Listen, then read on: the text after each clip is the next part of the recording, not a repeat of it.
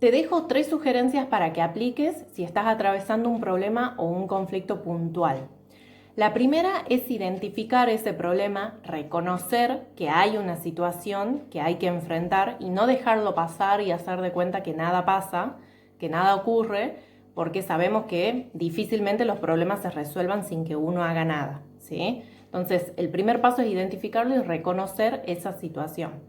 Y el segundo paso se refiere justamente a cómo lo vamos a enfrentar. Y acá intervienen 4 factores fundamentales que son el pensamiento, el lenguaje, la creatividad y la flexibilidad.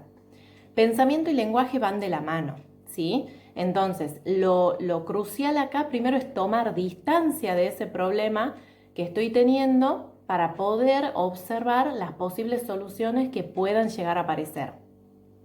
¿Cómo hago esto de tomar distancia? Bueno, en vez de, por ejemplo, de estar preguntándonos por qué me pasa esto, por qué la vida es así de injusta conmigo, etcétera, nos tenemos que empezar a preguntar cómo puedo hacer para resolver esto, qué recursos necesito para resolver esta situación puntual. Entonces, de esa forma, nuestro cerebro empieza a trabajar y empezamos a ver la situación de una manera distinta, ¿sí?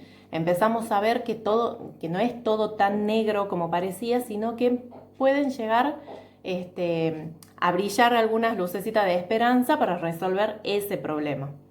Eso por un lado. Y por otro lado, tratemos de evitar la palabra problema, porque la palabra problema está cargada de negatividad, de emociones negativas. Y esto no colabora, obviamente. Entonces, cuando estemos atravesando una situación puntual, tratemos de enfrentarlo como si fuera un desafío, una tarea, un reto, ¿sí? Pero evitar la palabra problema ayuda bastante también a disminuir la ansiedad, y el hecho de tomar distancia también ayuda a disminuir la ansiedad, y esto colabora muchísimo a que aparezca la creatividad.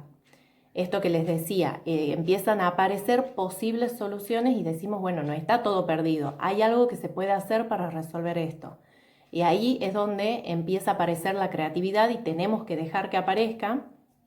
Y en el caso de que a nosotros no se nos ocurra ninguna solución, está bueno que le contemos la situación a otra persona a ver qué posibles soluciones nos pueden brindar, cuál sería su opinión, ¿sí?